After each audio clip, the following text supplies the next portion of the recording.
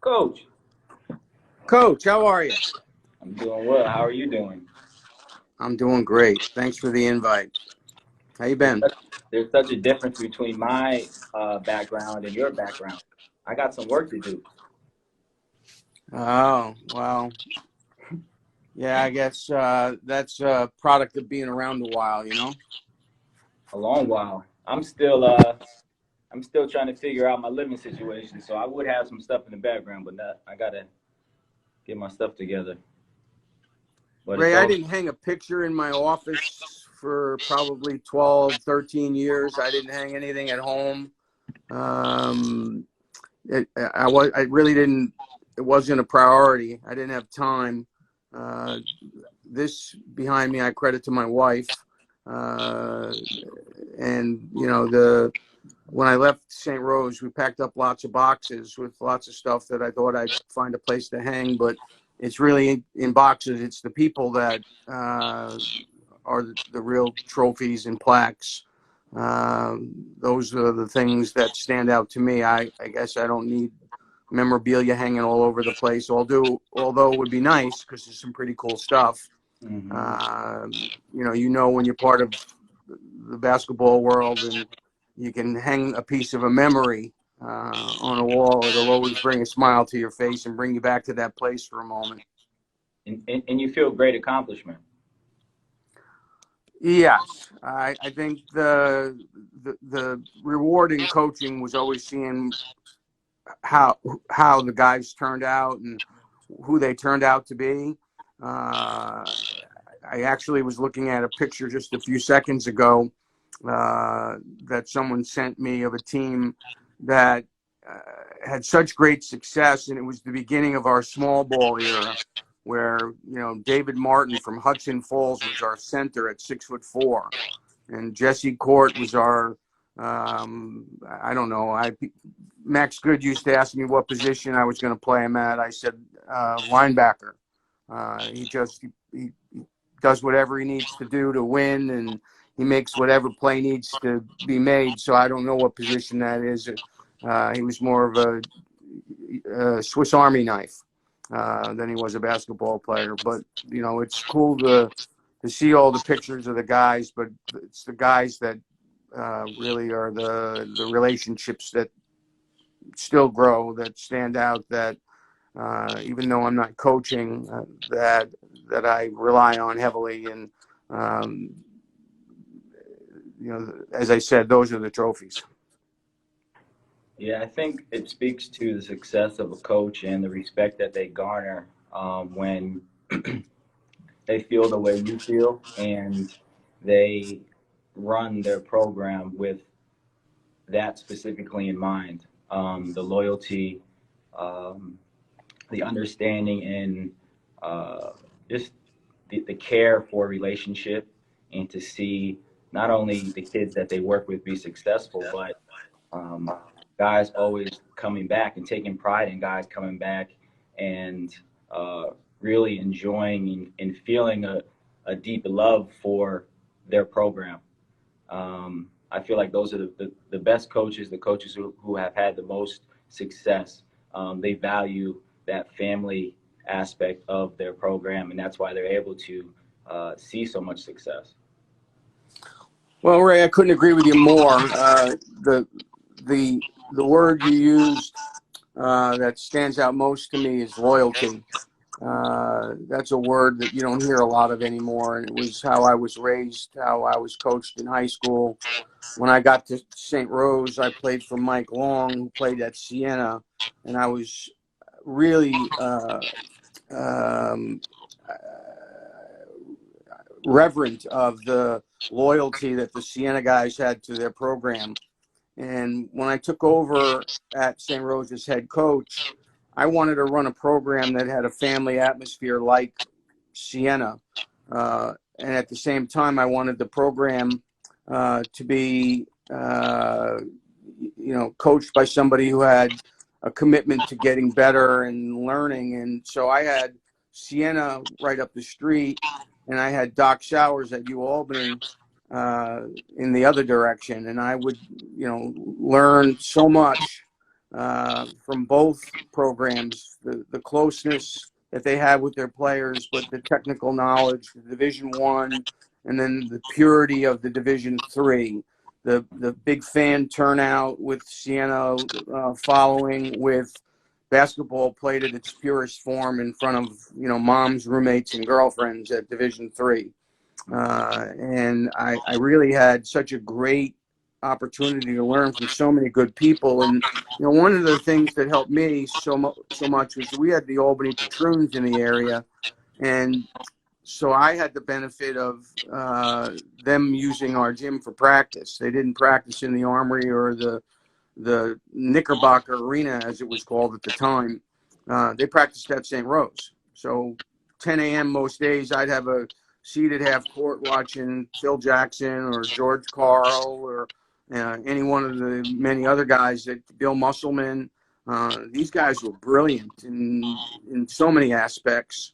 And I had a chance every day to get a clinic and sit in the office and talk basketball and disagree on, how to, whether you're going to foul at the end of the clock, at the end of the game up 3, and have, debates with guys that have gone on to have great careers. And it was just such a great experience for me as a young coach. I was blessed, for sure. Around that, how old were you, Coach? I was 25 the first time when I became head coach at St. Rose. First game I coached, I was 25 years old. So right place, right time. I was an assistant at the Junior College of Albany, which is for Bill Toomey, who's also an excellent coach. He played at CBA. He helps out at CBA with Dave Domel now. And Bill and I had a good synergy together. He gave me my first job out of college, and I became an assistant at St. Rose, I believe 2 years later, under Mike Long, who I played for. And the new president at St. Rose wanted basketball to be full-time. And so I had the opportunity to take a job in the athletic department and take a job as the full-time basketball coach that Mike Long couldn't have done financially. It didn't make sense. He worked for the state. He'd been there a while, and the money at St. Rose at the time was not a job that a lot of people would be willing to take. But I was there, and I had a situation that allowed me to do that, and a passion for it. It was never about the money, and I was, I guess, like I said, in the right place at the right time. When I was doing my research, I was wondering why Coach Long left, because he was having some type of success. He was doing better than he was doing poorly, and it looked like in that year, I'm not sure the exact year, but he left. So I was wondering the reason behind it, which you answered. Yeah, it was 1985, 86 was my first year, and it actually came out of the blue for both of us. Funny story. It's not really funny. It's almost sad, but I was working a 5-star basketball camp, and, they got the phone booth with one phone at camp for all the campers at Honesdale.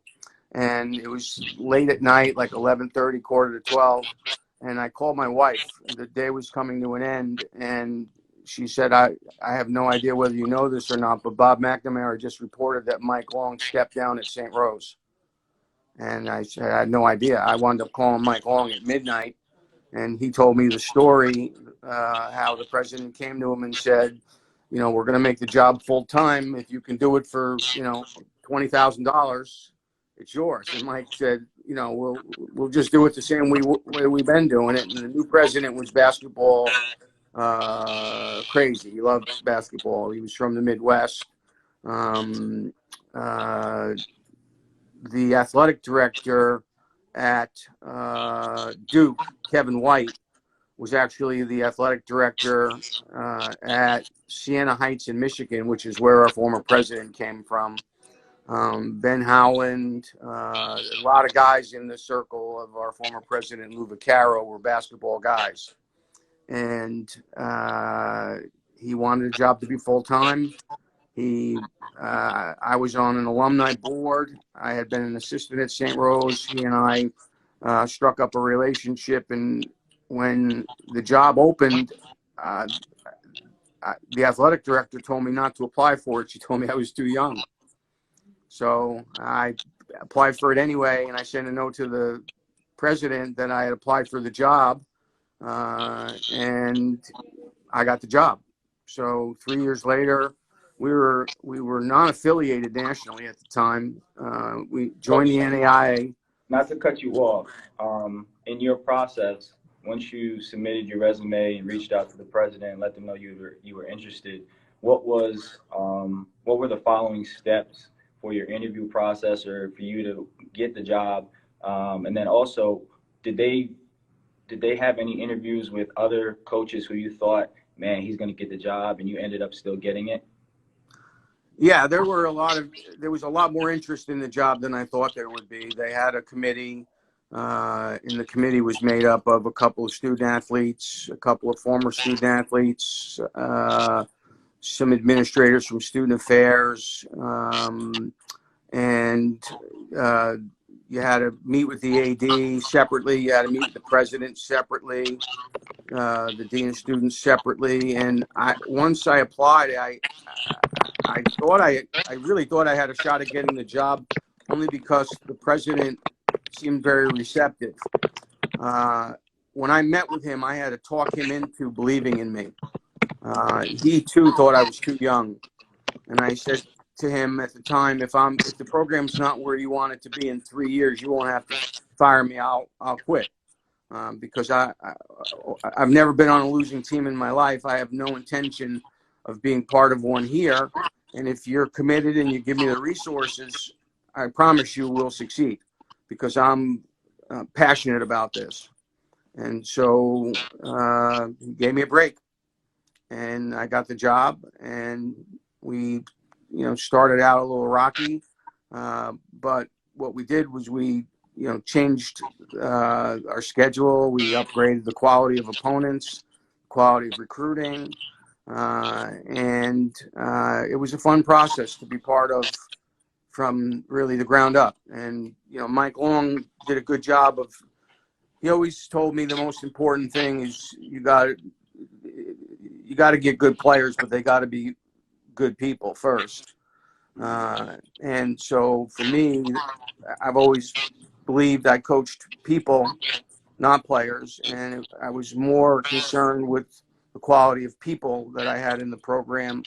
I felt like basketball we could teach, but we needed people that had values like ours if we were going to be successful. That was the most important thing.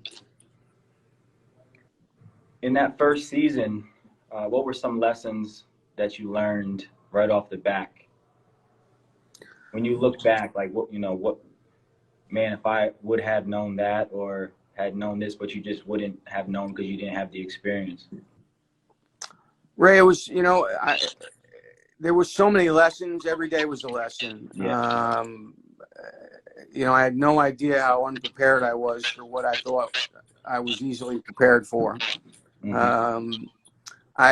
Probably the greatest thing I did was I hired an older gentleman to be my assistant, a guy, Dick McPhillamy, had coached at Ichabod Crane for a number of years. And, back in the 60s and 70s, they had pretty good basketball teams. And he was a very bright guy. And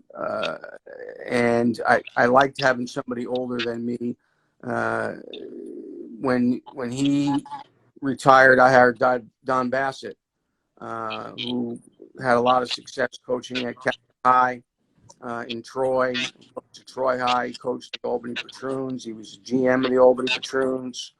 And I always liked having an older coach on my staff, because it helped.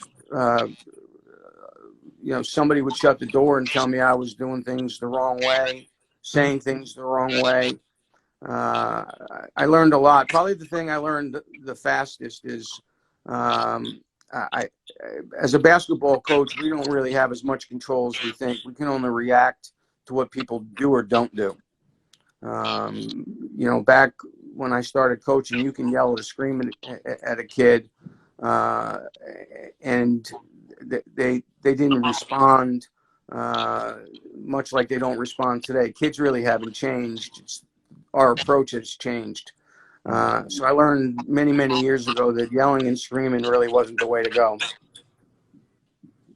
Yeah, a lot of coaches say that as their career had progressed, that they basically not that their personality changed, but their approach to coaching and trying to get their point across has changed, and it's transitioned more from at the beginning loud yelling, just being a really strong authority, to still carrying the same authority. However, uh, elaborating and giving lessons and teaching in a totally different manner with more compassion and more sympathy and more of trying to teach with your words, in a talking manner rather than the loud yelling and authoritative manner. And then using the authority in the voice when it's needed, and it's not needed all the time.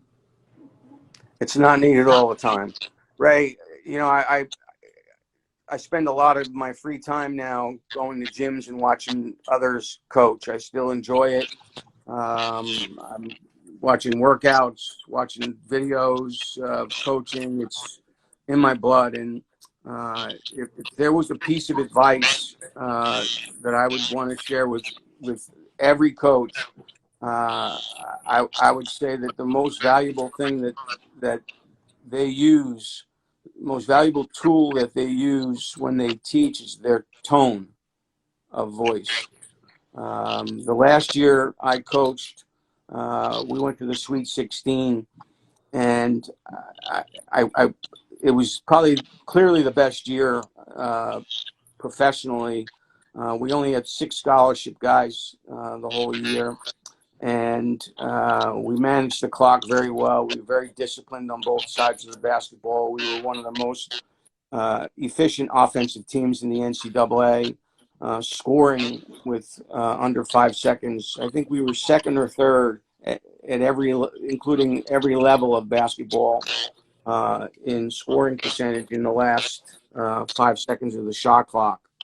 But what the job I did best was my tone of voice. It was mission first. It was our job as coaches to accomplish our mission and look after our people. Mm-hmm. And it's your job as a teammate to hold yourself accountable and hold your teammates accountable. The idea of, leader by example is, I'm going to do what I'm supposed to do and hope everybody else does what they're supposed to do.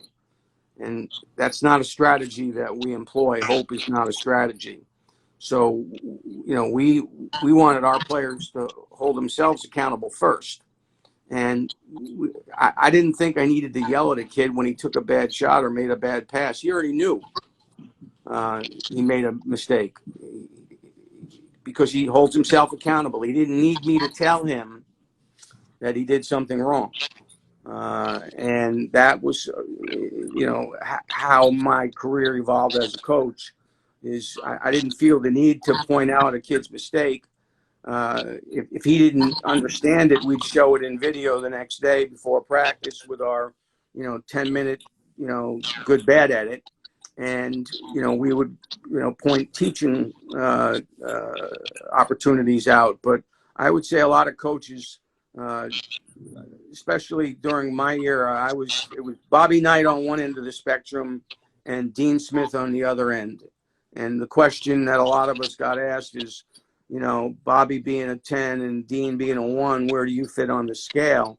And early in my career, I would say I was a 6 or a 7. Later in my career, I was a 1 or a 2.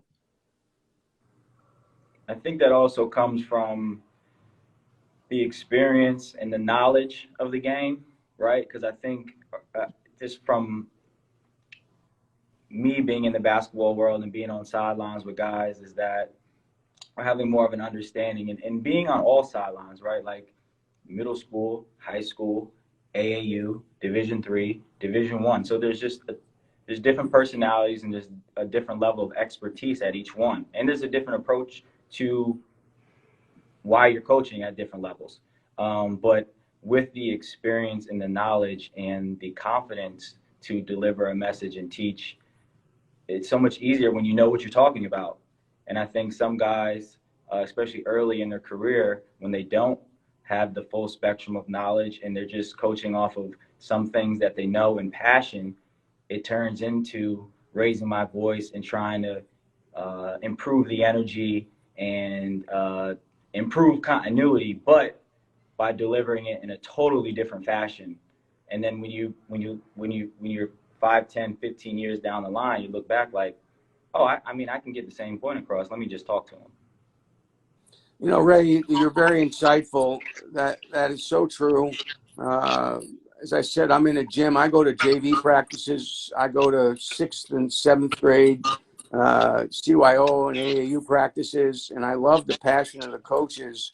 And oftentimes, when they ask me to come and run a couple of drills or spend some time with their guys, we end up coming back to the delivery of the message. It's not, really what you say, it's how you say it. And as a young coach, you're right on the money. If I didn't know it, I'd yell it. And same with an official. If things weren't going my way, I would yell. As I got older, I learned to talk to them and treat them like the humans that they were. They work hard and go home to families like the rest of us. And we as coaches need to realize that these young players, they measure every day. We win and lose every day, right? As coaches, right? I mean, when you've had a good day, when you've had a great session, when you've had a good meeting with a player and you got your message across, or a great workout. You also know when it wasn't what you wanted it to be, or perhaps it wasn't what the player wanted it to be. And the idea that we can have a conversation about that, hey, you know what, today wasn't our best day. Tomorrow we're going to clean some things up and we're going to work on the following. It gives them the confidence that it's okay not to be perfect. Perfect is the enemy. I used to tell my players all the time, we can't hope the ball goes in every time. It doesn't. We need to take good shots. We're never going to play a game where we don't turn the basketball over. It's how we manage the next possession. Are we transitioning defensively? Are we, what do we do next? And when you make it okay for players to make mistakes and you talk to them like you want to be talked to, it becomes a whole different thing. And then when you do raise your voice, because every now and then you need to get everybody's attention, then it matters, as opposed to just being a yeller or a screamer, which I think is, gone in most basketball today. Not completely gone, but gone in places that have sustained success is yelling and screaming at athletes. Yeah, It's unproductive. And speaking to the programs with coaches and leaders who have those players that have success while they play and still have an urge to come back and support and show love to the program because they were treated correctly and developed. But on the other side, there are just some coaches that are just batshit crazy. Oh yeah, there are guys that are so passionate they can't get out. They can't do it any other way. Kevin Boyle at Monteverde. I don't know if you've ever had the pleasure, but he and I went on a work with a bunch of coaches over in Greece, working for 5-Star years back, and I've worked some other camps with Kevin, and I've never seen anybody with the energy, the passion.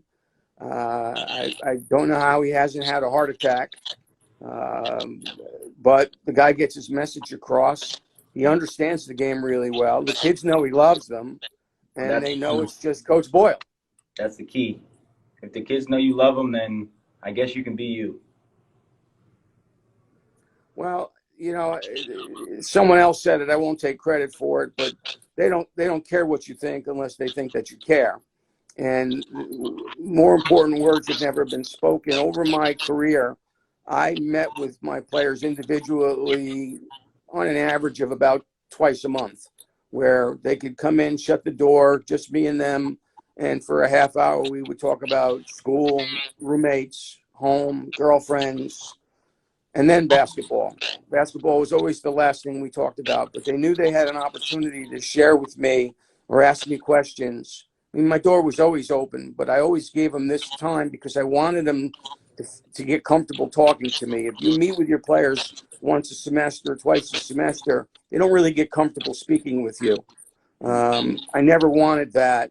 So I tried to make it comfortable, so much so that by the time guys were seniors, they'd literally come in and lay down on the couch in my office, and we would just shoot the shit about, what was going on in the world, or what was going on in the league, or Yeah, and you know that's the goal. that's the goal. And then, as I said, my goal was always to be friends for life, and that's what I enjoy the most now is watching guys have families of their own, and a lot of them coach, and a lot of them teach, and they're raising their own kids, and it's really the joy that I get is seeing them share in the same passion that I did, and that was my family, and certainly coaching. Coach, talk to me about um, your health throughout your coaching career. I'm not going to try to pronounce the name of, I don't want to say disease either. It's I'm wrong with that. well, it's an autoimmune disease that I suffer from. It's called ankylosing spondylitis. It has nothing to do with my ankles. Basically, it's an auto-inflammatory disorder that attacks your spine. So years ago, I started having back trouble, and I had been in a car accident when I was 23 years old, and everybody related the problems I was having in my back to the injury that I had in the car accident.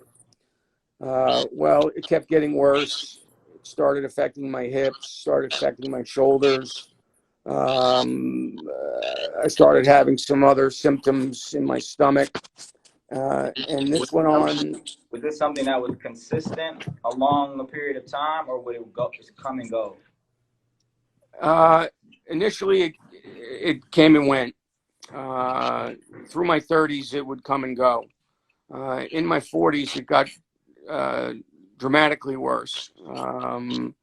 And nobody could figure out what was wrong with me.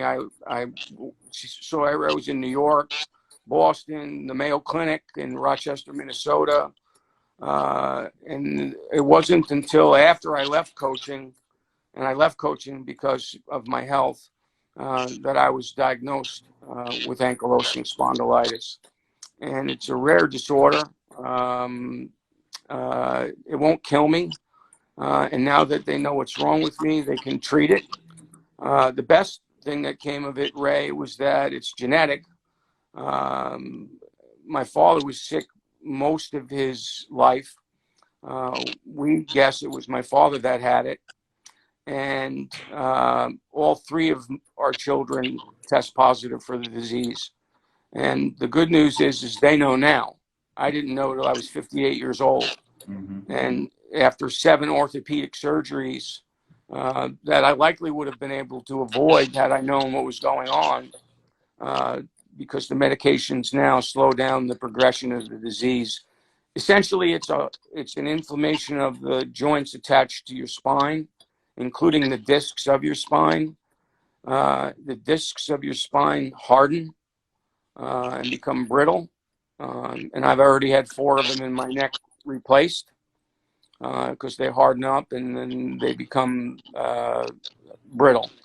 So it became really difficult to just hold my head up because the head is, one of the heaviest parts of our body. Mm-hmm. So once I started treatment and strength training, making the muscles in my back a little bit stronger, I feel a whole lot better than I did in October of 2018. I'll never be cured of it. My children will never be cured of it. Only our daughter Alex is symptomatic.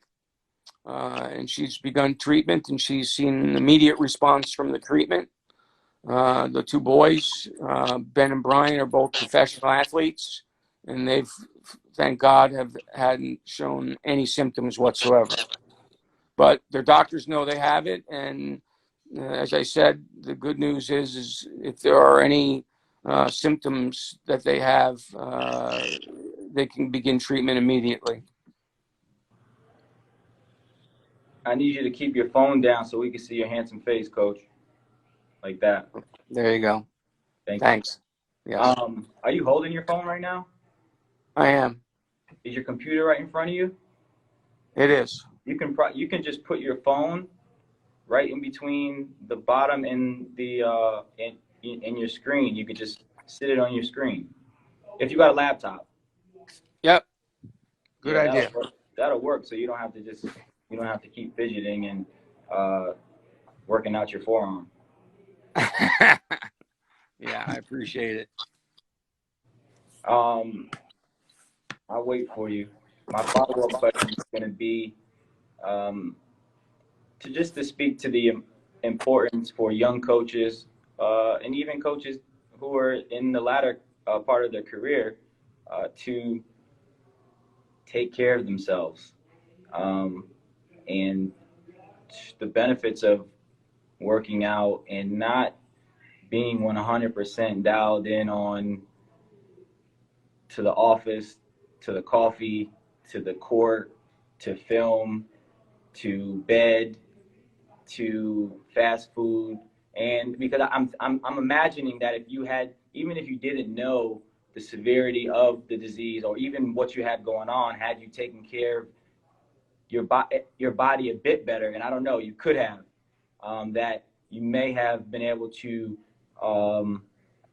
limit some of the pain and maybe had some more time to be on the sideline in less pain.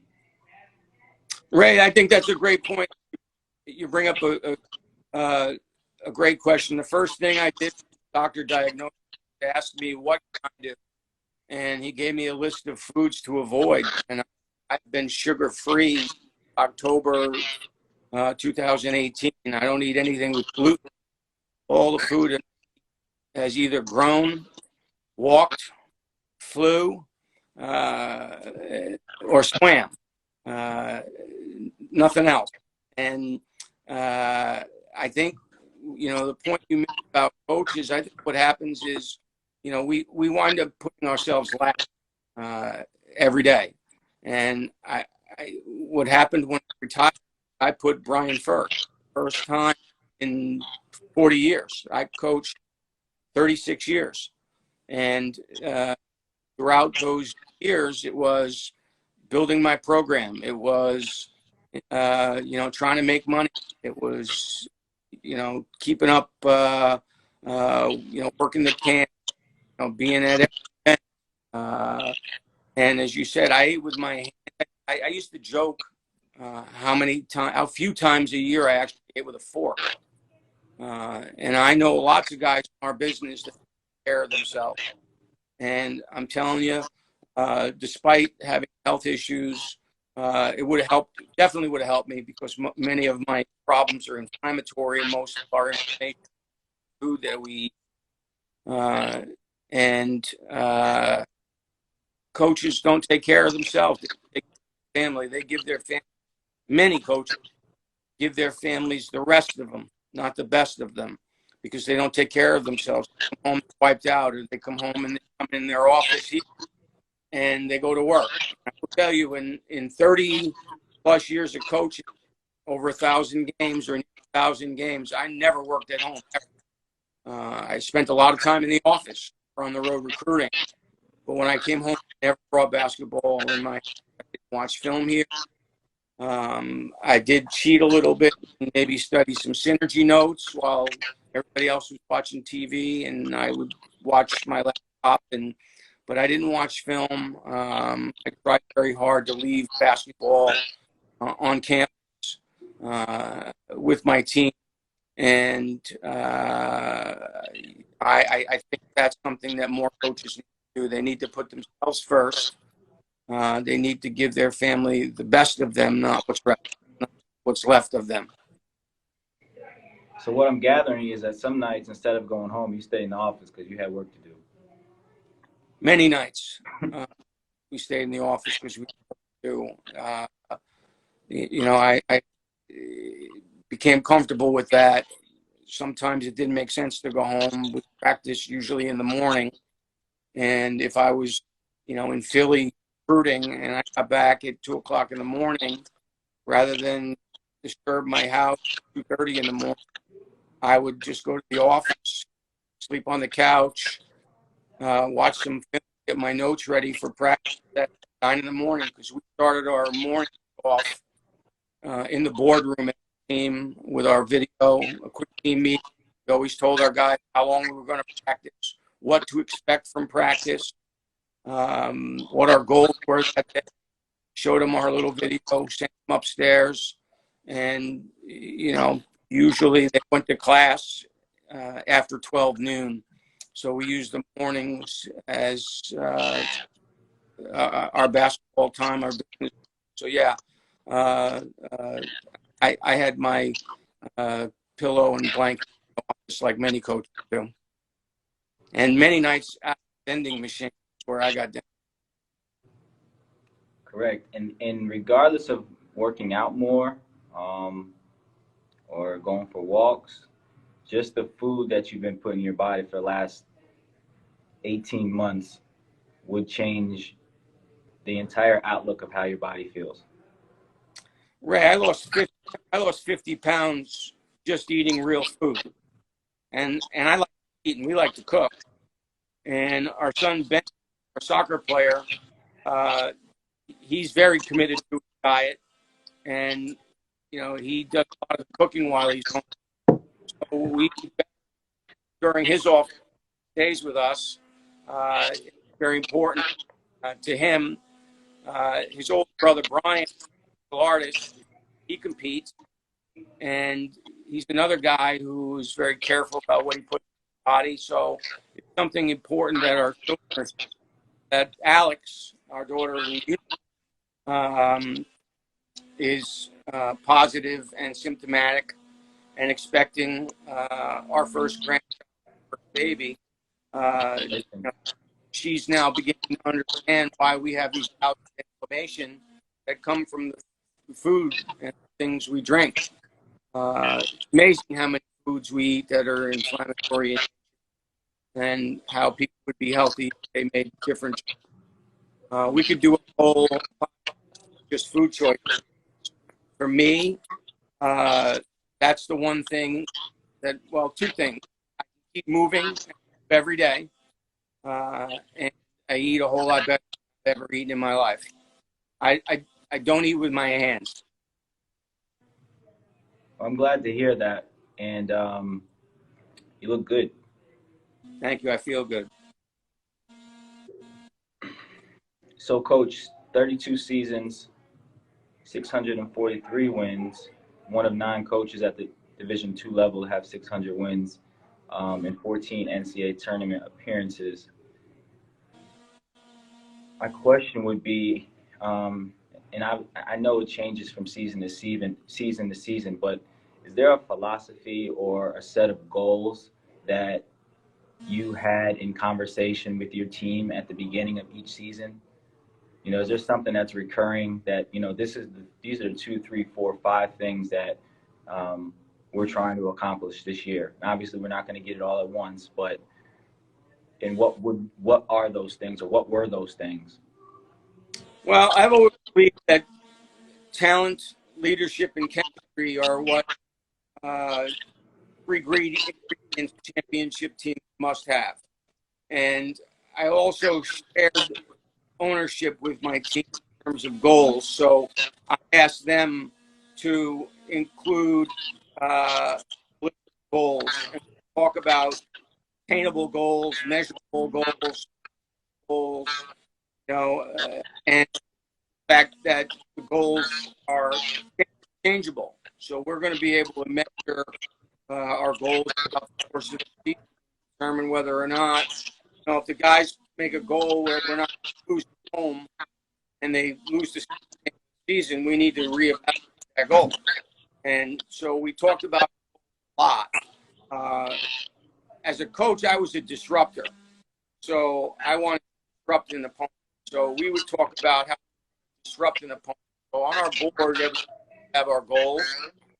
Might be an opponent. We were going to limit an opponent's number of 3 attempted. Might be one of our processes. And then we list our disruptors. We're going to double Crossman every time we ball pick. That would be one of our disruptors. So we'd play our typical defense, but we would list disruptors and use them throughout the course of the game. We involved our players in goals, in reevaluating, mentoring. We always wanted to win our championship, win our league. Tough thing to do. It's actually easier to get to the NCAA than it is to support these 10 countries. I see that. Yeah, much easier.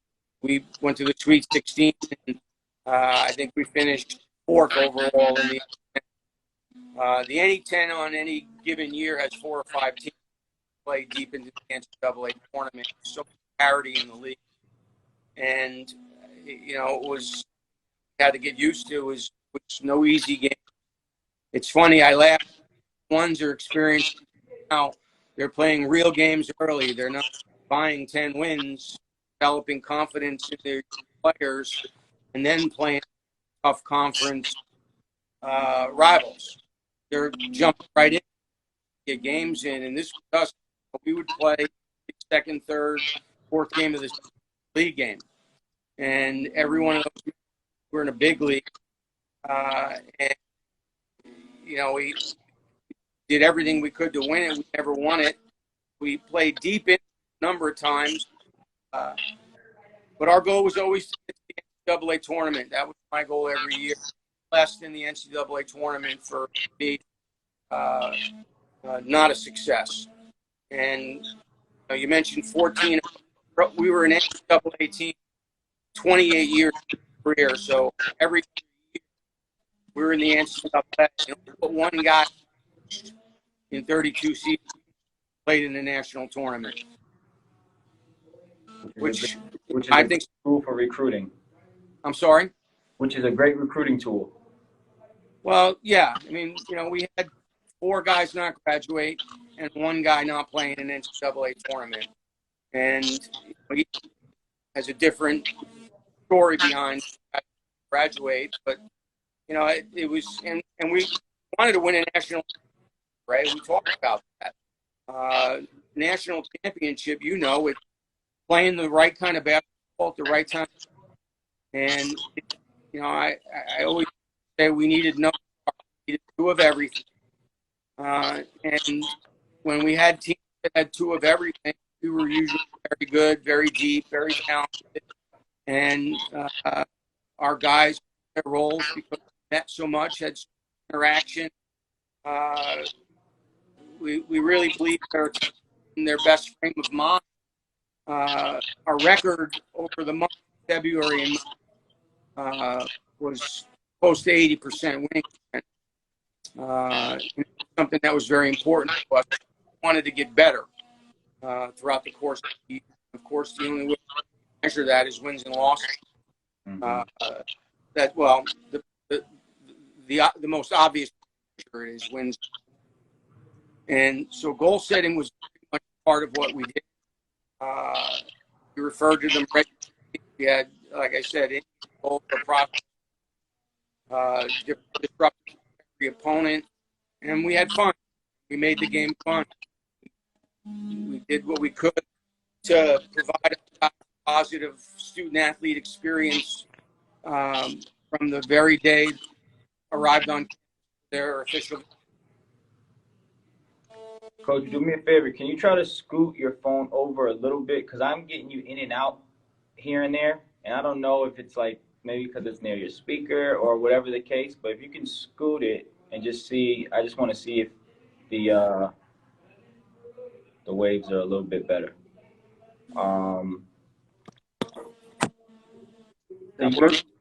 We'll see. The year you went to the Final Four and you play UC Davis, I believe they were undefeated.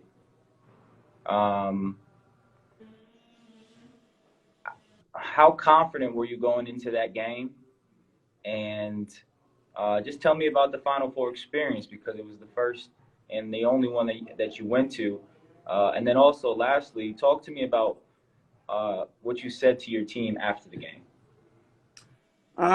When we to UC Davis, they were, I believe, their last year into basketball. We knew they were good. They had never been that year. They won a lot by a large margin, and we changed the tempo of the game on them. The game was at 3 overtime, so we took a limit, and I always prided myself. Our team's not losing games. One thing they didn't do was be themselves, and we were trying to expose UC Davis's weaknesses.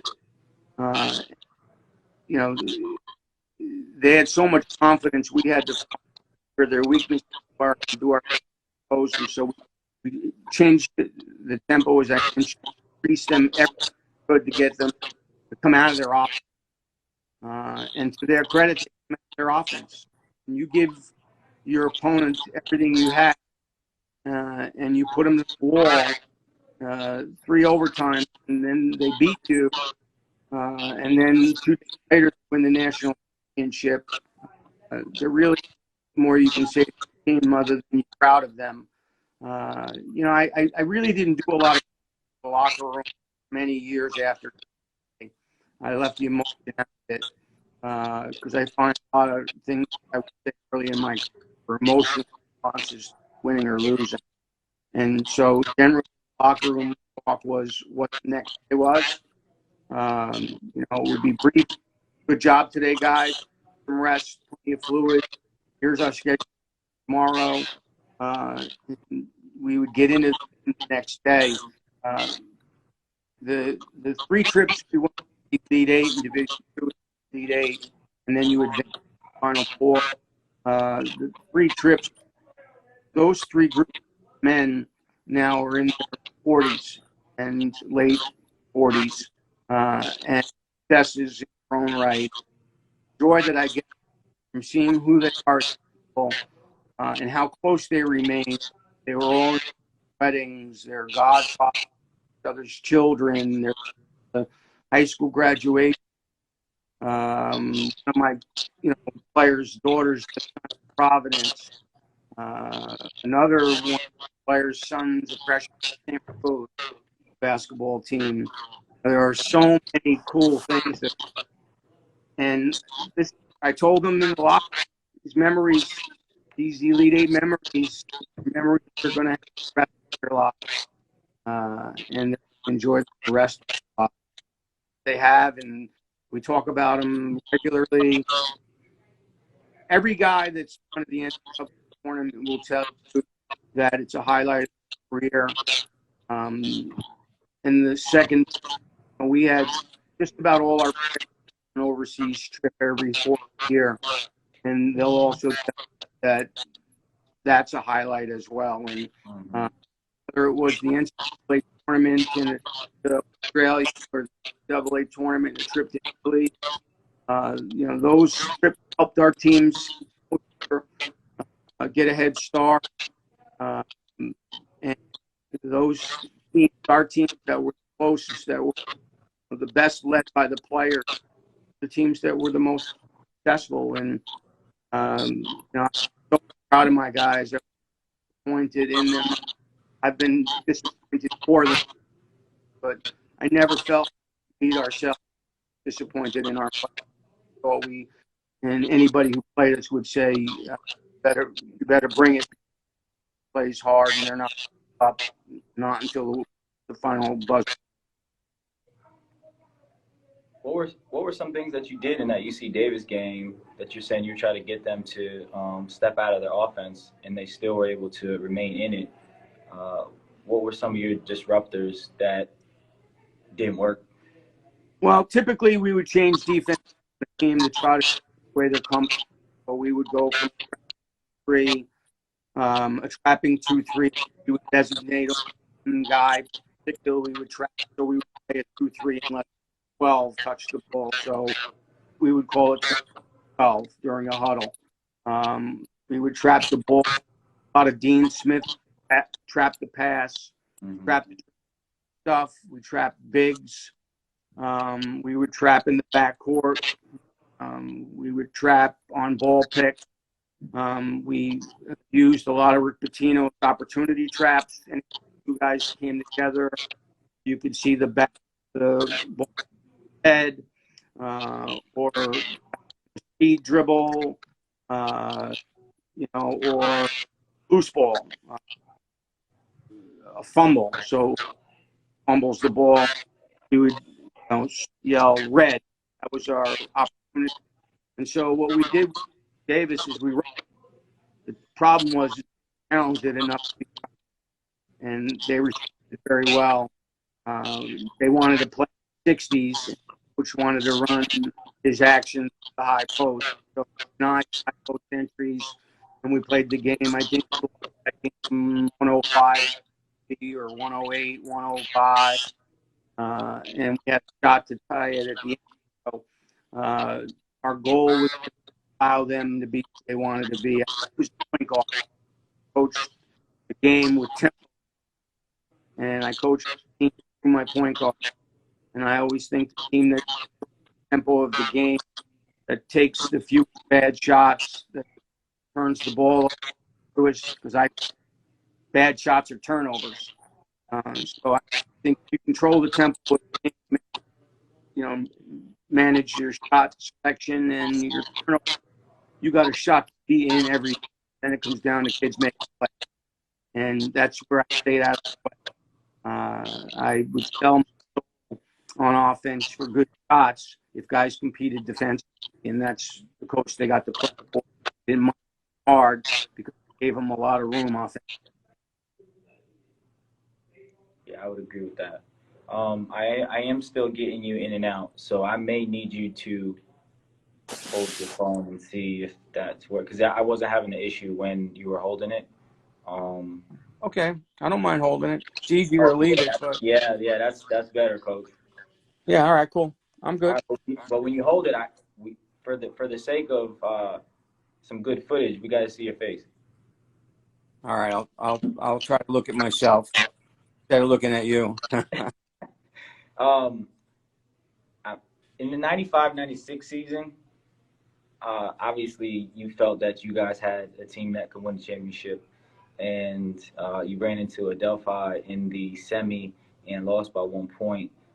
But you beat them the previous 2 times during the season. So I know many of coaches have had this conversation about it's hard to beat one team 3 times in the same season.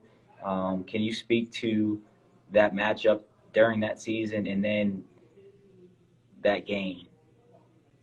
We had great matchups with them that year. I don't know if you know who the coach was that year. I don't.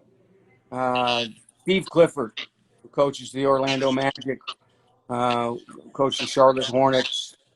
He broke into the league with Jeff Van Gundy at the Knicks after Adelphi. Beating a team 3 times is very difficult. I don't care what sport it is. Just the mentality. They've got nothing to lose. You've got everything to lose, especially when a third game is a regional championship game. Mm-hmm. And that was a game where we had lost. We had 2 of the luckiest plays I've ever seen in my life happen to us. Adelphi was celebrating, their bench was celebrating, and we had a player, Matty Fryer, throw a pass ahead and hit off the back of one of his teammates' shoulders, go in the air and go in the basket and count as a 3-pointer. That sent us into overtime. And then the next overtime, we were behind. They had a free throw shooter that was struggling. We kept fouling him. He kept missing.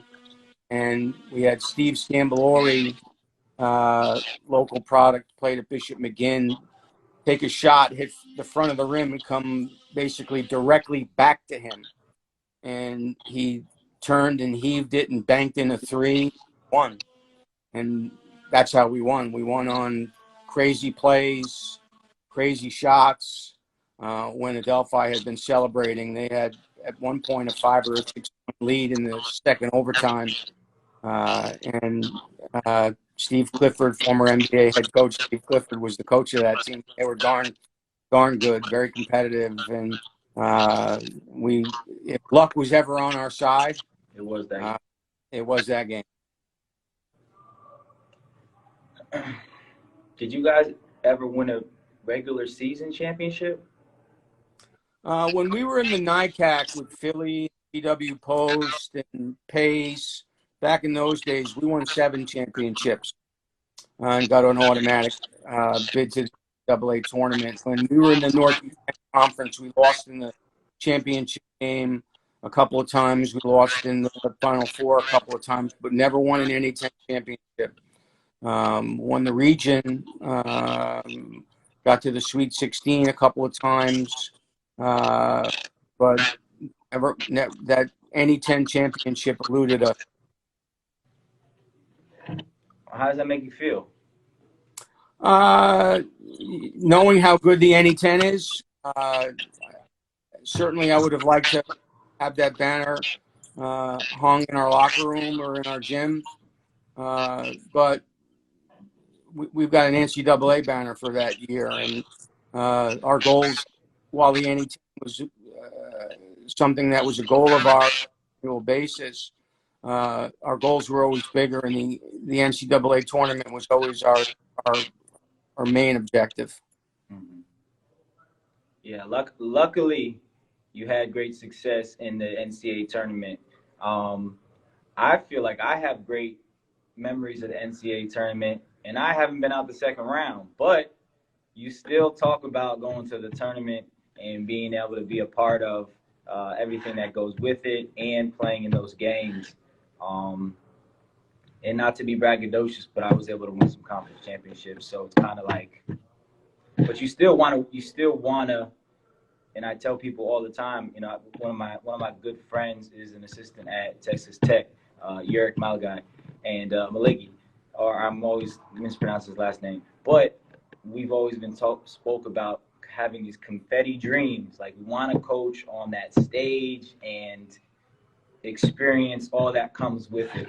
So I still have great want to get to that point if that's where my direction heads at some point. So you still really want to feel that. So even if it's Division III, Division II, Division I, you really want to try to win a national championship. I feel like that's what every coach's goal.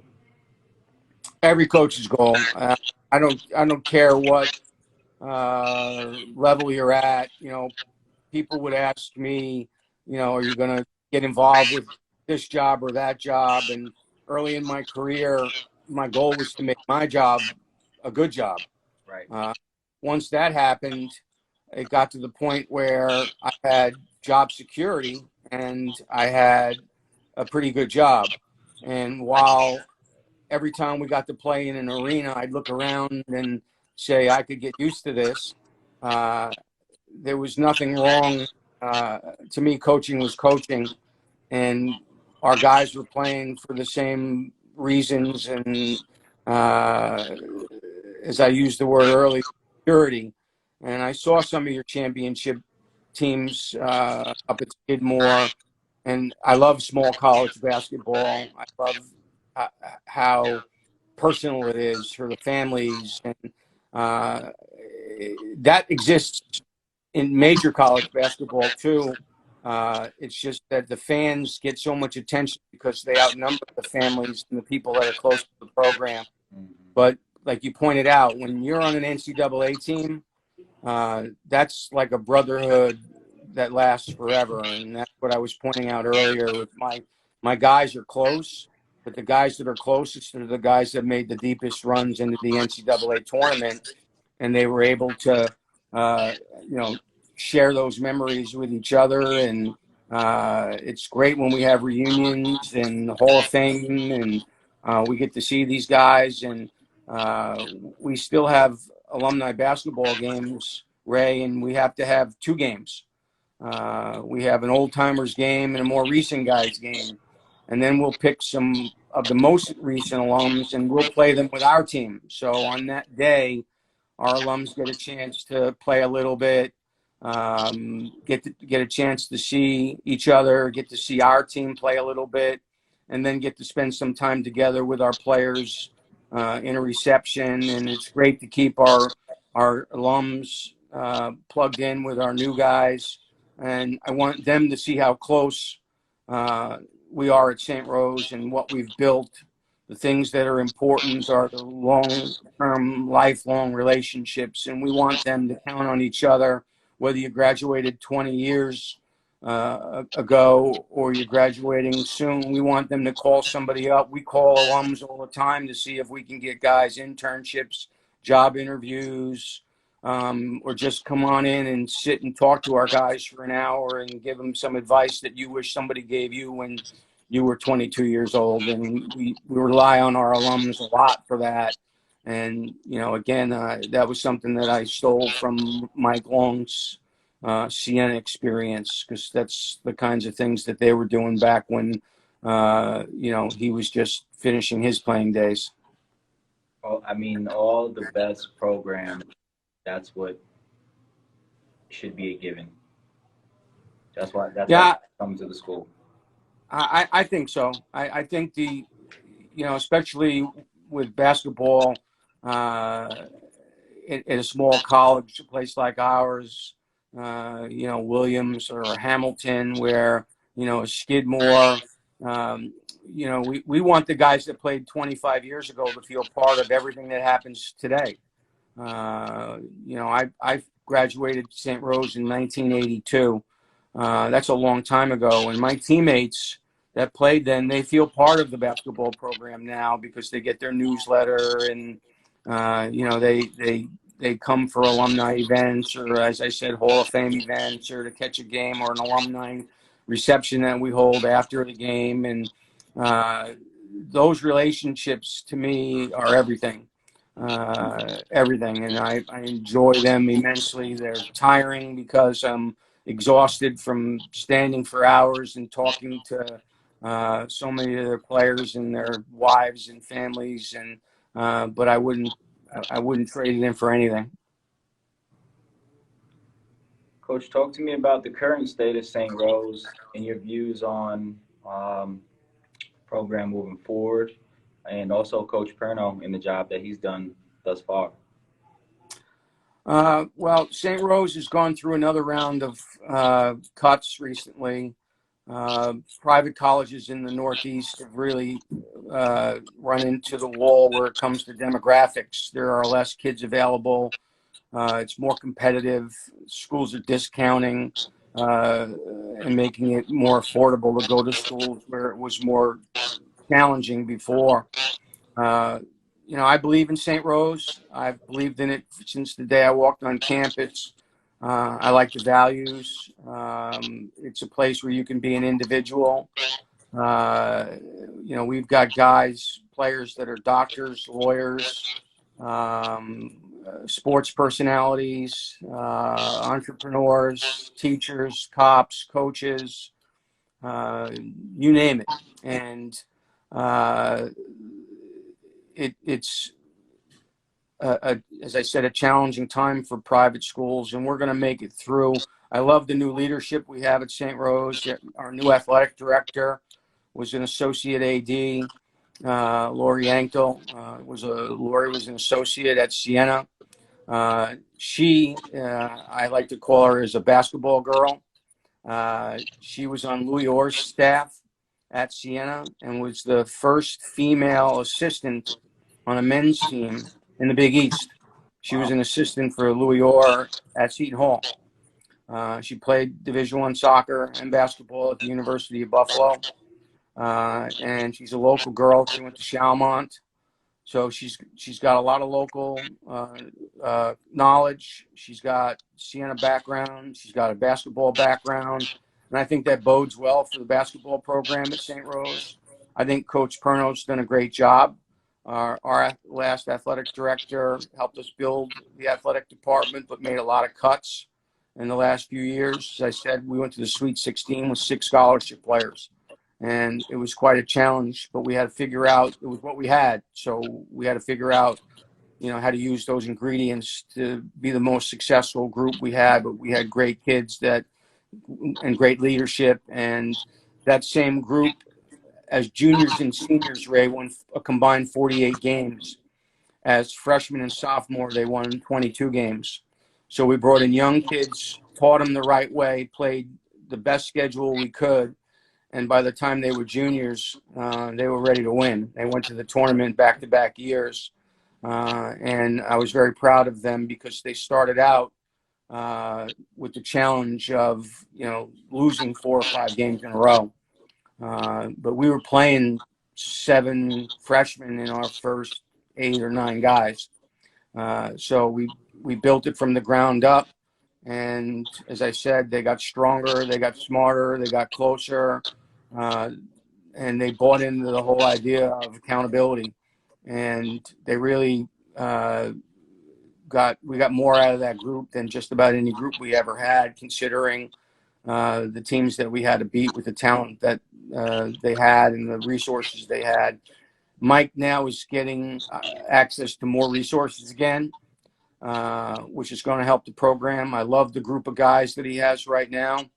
The NE10 announced just 2 days ago that they're canceling basketball for the season, but they're allowing schools that want to play. So St. Rose is looking for games, and they'll play, anybody in New York State, Division I, Division II, Division III. They're looking to play games just to give our guys an experience. So if Albany has an opponent that tests positive and can't play on Saturday, we'll play. If Siena has an opponent that tests positive, we'll play. Syracuse, Buffalo, because we don't have to worry about quarantining by leaving the state. There's plenty of teams in New York State that want to play, and we're looking to play and get these guys some experience. It's not going to hurt them. It's only going to help them. The eligibility doesn't get eaten away, and they want to play, and we want to give them that opportunity. So I really hope it comes together for them.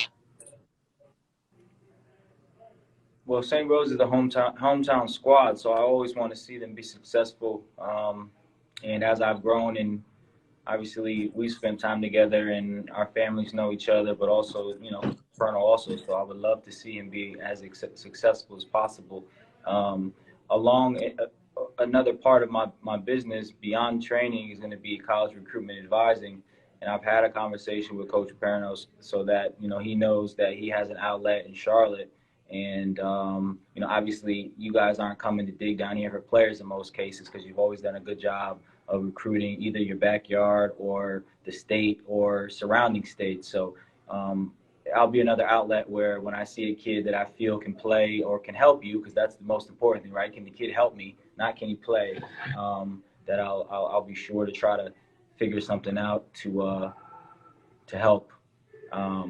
He told me that you guys spoke. I told him that we were going to do a podcast, and we were talking about you, and he was excited that we were going to do a cast. He told me that you had chatted with him and that you were doing some stuff. And we've taken players from anywhere we can get them. It's whether it's local, international. We've always liked the local kids, but we've recruited all over the world. And so having an ally that knows what it takes to play competitive basketball, because we think that our best teams in our league have guys that can play Division I basketball by the time they're juniors and seniors. Mm-hmm. And so, you coming from the Ivy League, you're looking at guys in some cases that we're looking at in hopes that, they're second or third or fourth on your list. Certainly not Yale, but in many cases, some of the other teams in your league. I think, your program and a couple of the others are now recruiting against the top 100 schools in the country, and you should be. You're giving them one of the best 3 or 4 educations you can get. So it's certainly an opportunity that if my child had, they would be heavily encouraged. Anytime we've recruited a player that could go to an Ivy League school, we waited for them to make the decision. We didn't want to convince anybody to come to St. Rose. We wanted certainly it to be their decision because it's a hard opportunity to pass up. But you know what it takes to play in our league, and It's great to have an ally down in Charlotte. I have a nephew that lives in Charlotte that we get to visit now and again, and our son Ben's rookie year, he played in Charlotte for the Charlotte Independence. So we like Charlotte. I would love to live in Charlotte, but I'll never get my wife out of Cohoes. That's too bad, Coach. Well, I've had conversations with my father and my stepmother, and I think she's from North Carolina, and I believe some odd years ago she would have liked to get back down, but I think they're both. But my father is very comfortable where he is in Guilderland, so you guys can deal with that snow. I'll be down here. Yeah, we got over 2 feet of it yesterday, man. It's crazy. I want no parts. I want no part myself. I'm with you. Last question, Coach. What's next for you? If you have anything in the short term that you're working on, obviously in this time that we're in for the last, I guess, some odd 8 months, that we've had a lot of time to think and just reflect and maybe start setting some new goals because of we've got a little bit more time on our hands. So, well, first of all, I'm not done with basketball. I still run my camps, but I see myself staying involved in the game. I certainly would coach again now that I have a. I'm sorry? You're still a young man. I'm still a young man. I just turned 60. It was a good time for me to leave St. Rose. It was a good time for Mike Perner to take over. He was more than ready. And Steve D'Agostino and I have been talking about collaborating for quite some time now. And we're working on something that we're excited about that we hope to announce in the coming weeks or month or two that we think is going to be different than anybody around here has done. That, certainly has got my juices flowing again. So I am excited to stay involved in the game. As I said, I pay attention to what's going on in basketball very closely. I talk to the coaches. I'm at practices all the time. I mentor a lot of young coaches, and hopefully Dags and I are able to see this all the way through. We're both excited about the prospects and the people that we're involved with. And as I said, when it comes out, I'll be sure to let you know first. Well, you already know that it's going to work out because of who you are and your accomplishments and what you mean to the community. And Dag's the same. You guys are more than anything a team because, that's just the rapport that you have. So I'm definitely looking forward to seeing what you guys are cooking up. And then let's make sure you include me, okay, Coach? Thank you. Because I would love to continue to be fruitful as possible and use my experiences to help in whatever way possible. This is going to be something, Ray, that it's going to be the kind of thing where we're going to have the opportunity to involve nothing but great people from every level of the sport, the highest levels of the sport, right here in the Capital Region together. And it's going to be something that I never thought I would be involved in. But the more Dags and I meet and talk about it, and the more we meet with people we're involved with, the more excited we get. And we're just finishing some, dotting some I's and crossing some T's, and then we'll start broadcasting our message. So you're always welcome to be part of what we're doing. Well, our lives are seasons, right? So you're in a new season, and very true. You're looking forward to your new season, and I have 100% confident that you guys are going to be extremely successful. We'll get together. I would like to. Well, I'm glad things are going well for you. I appreciate it. Just trying to figure it out one day at a time. care of myself the right way, be as fruitful as possible, and continue to learn and just be a positive influence for whoever I come across. And I know if I do those things and remain true to my character and what myself and my family stand for, I'll be in a good position moving forward. So I appreciate you coming on the show. This was the Trophy Room episode 9 with Hall of Famer coach, Hall of Fame coach, uh, Coach Brian Beaury. I appreciate you, Coach. Thank you. I only have people on my show, guests on my show, who I feel strongly about, who have held a certain level of success and I believe have um, much wisdom. And I believe you have much wisdom. And again, thank you, Coach, for coming on the show. It's very much appreciated, and much love. I'll talk to you soon. I'll reach out.